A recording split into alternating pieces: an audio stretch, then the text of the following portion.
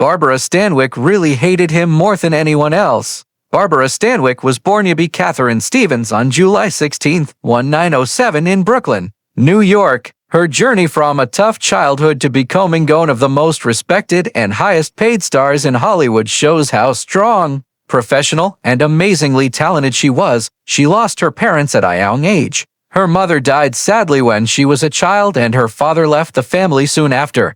Stanwyck grew up in different foster homes, and with her older sister Mildred Woe became a showgirl. These early hard times taught her to be independent, disciplined, and emotionally deep, qualities that would later make her performances so special. Stanwyck started her career as a dancer in New York speakeasies and nightclubs during the roaring 1920s, where her natural charm and beautiful looks got the attention of producers. She eventually got work on Broadway, appearing in The Noose 1926 and Burlesque 1927, performances that got her great reviews and led to her being discovered by Hollywood talent scouts. By the late 1920s, she had moved into film, starting in Broadway Nights 1927, and quickly showing everyone she was a talented actress who could show boldness and tenderness. Her screen name, Barbara Stanwyck, came from a character in a stage play, an elegant name that perfectly fit the classy yet friendly woman she became known as throughout the 1930s and 1942.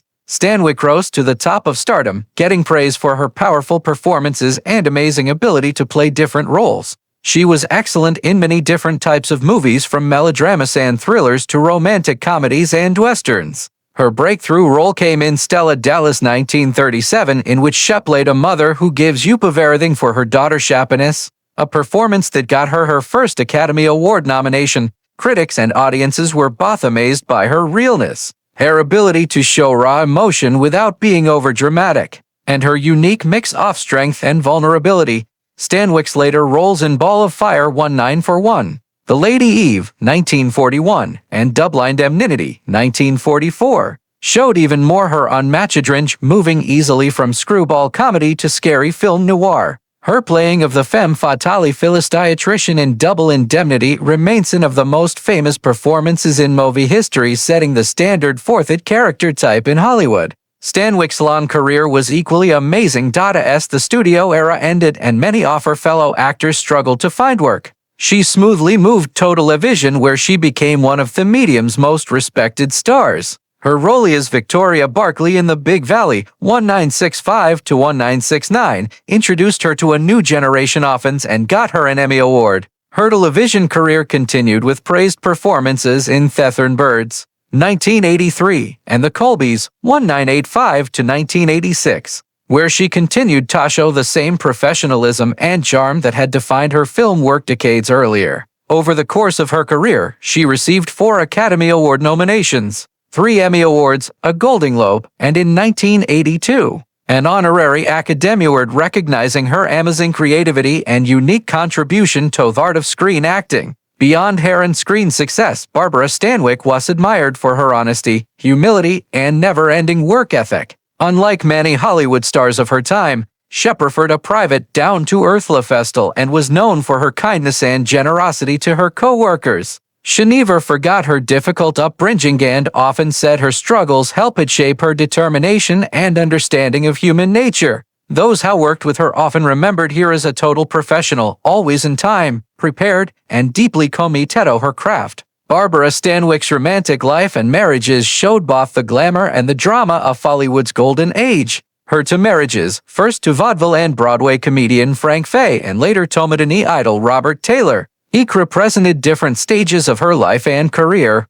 and each left a lasting effect on her personally and professionally. Barbara Stanwyck married Frank Fay in 1928 at a time when she was a risen young actress eager to make her mark in the entertainment industry. Fay was already a well-known star, known for his quick wit and success on the stage. He was considered one of the top comedians of his time and was even called the toast of Broadway. Their relationship began with great passion and excitement, as Fay took a strong interest in helping Stanwyck move from a chorus girl and supporting actress into a leading lady.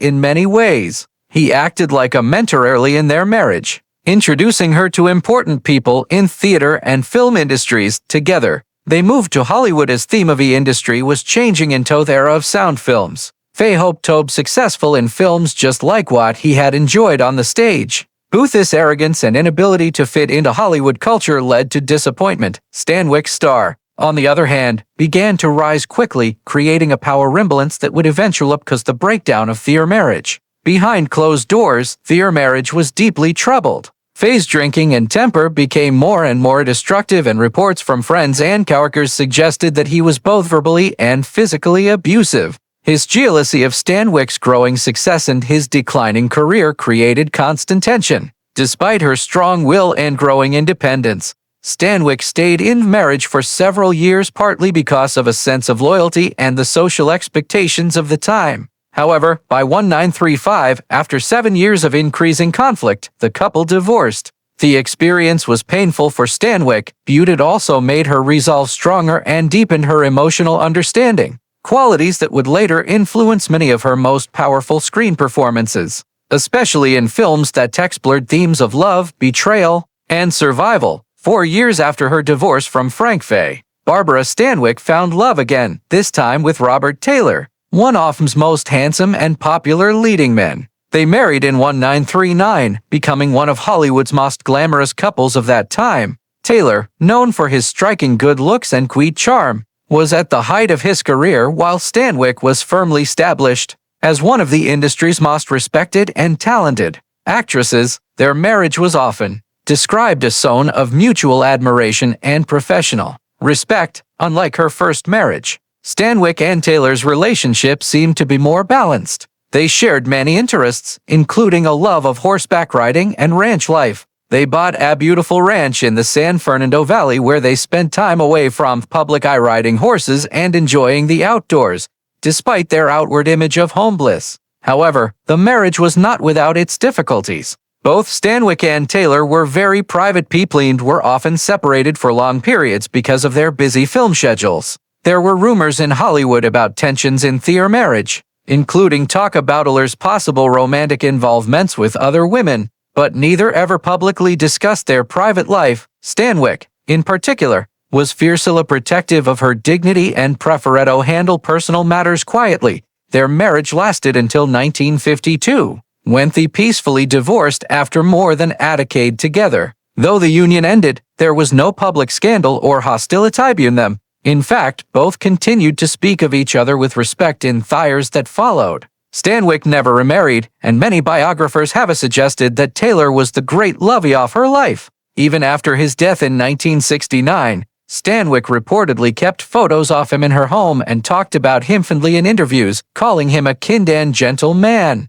Throughout her long and amazing career, Barbara Stanwyck was known for her professionalism, discipline, and loyalty to her fellow actors. She worked with many of Hollywood's greatest leading men, from Gary Cooper and Henry Fonda to William Holden and Fred MacMurray, and earned a reputation as one of the most respected and cooperative actresses in the industry. However, there was one co-star who stood apart from the rest, not for friendship or admiration, but for deep dislike. Raymond Burr. Stanwyck, who was usually gracious and private about her opinions, reported like would not hide her feelings toward Burr, and those who worked with them noticed the tension right away. "I've worked with difficult people," she once said, "but with him it wasn't difficult. It was impossible." The two first met when Burr, then an up-and-coming character actor, was cast opposite Stanwyck in the 1950s. At the time, she was already an established star, a four-time Academy Award nominee, celebrated for her ability to play different roles and emotional power. Burr, meanwhile, was known for playing brooding villains and domineering figures. From the beginning, their working relationship was strained. According to those on set, Burr's overbearing attitude and condescending behavior clashed badly with Stanwyck's no-nonsense professionalism. She was known for arriving on time, knowing her lines perfectly, and treating everyone from co-stars to crew with respect. Burr, however, had a reputation for being self-important and dismissive, especially toward female co-stars. "He thought he could talk down to me," Stanwyck later said, "but I don't take kindly to being patronized."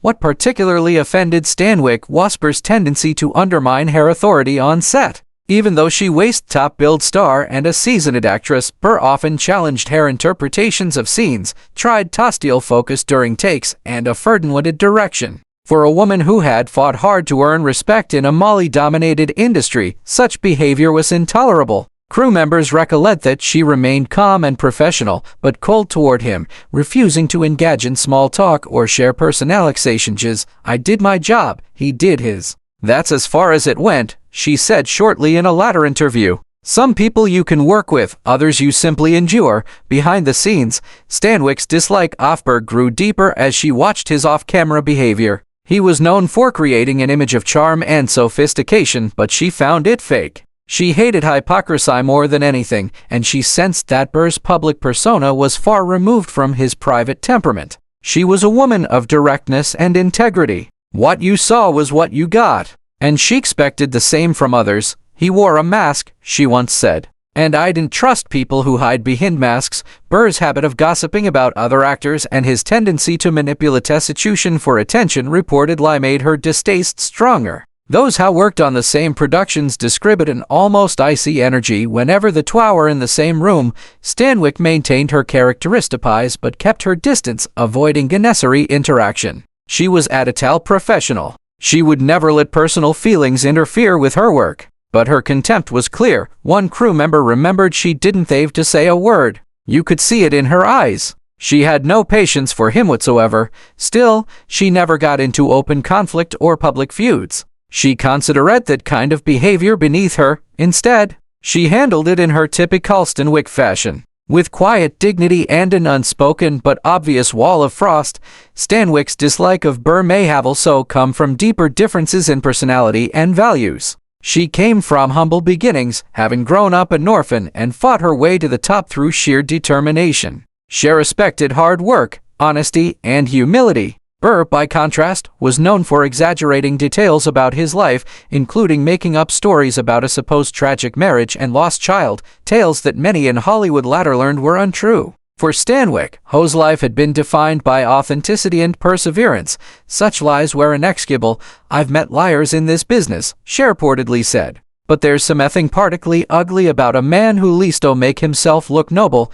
In the years that followed, Stanwyck rarely spoke of Burr, but when his name came up, her response was short and clear. Friends described her reaction as a flash of the old Brooklyn fire that had always defined her. "Don't mention that man to me," she once told a colleague. "There are people I've worked with I'd never invite to dinner. He's one of them." Such strong words were rare from Barbara Stanwyck, who prided herself on maintaining friendly relations. Even with those she disliked, the fact that she spoke so harshly of Burr shows just how deep her resentment ran. To the public, Barbara Stanwyck always showed grace, strength, and professionalism. But those who knew her best understood that she had an unshakable sense of justice and personal integrity. Once someone lost her respect, there was no winning it back. In the case of Raymond Burr, that respect had been shattered early and the wound never healed. While she could forgive many things, arrogance, rivalry, even cruelty, she could never forgive what she saw as lies and disrespect. In her words, "You can dislike someone quietly, you can even pity them. But if they've shown you who they are, believe it and move on." In the end, Barbara Stanwyck's dislike of Raymond Burr was not born of petty rivalry, but of principle. She had no patience for lies, no tolerance for manipulation, and no time for people who treated others as tools for their own ego. To her, truth and professionalism were sacred, and Burr, in her eyes, had violated both. Stanwyck died on January 20, 1990, at the age of 82 from congestive heart failure and chronic obstructive pulmonary disease at St. John's Health Center in Santa Monica, California. She had said that she wanted no funeral service. Following her wishes, her remains were cremated and the ashes scattered from a helicopter over Lone Pine, California, where she had made some of her Western films.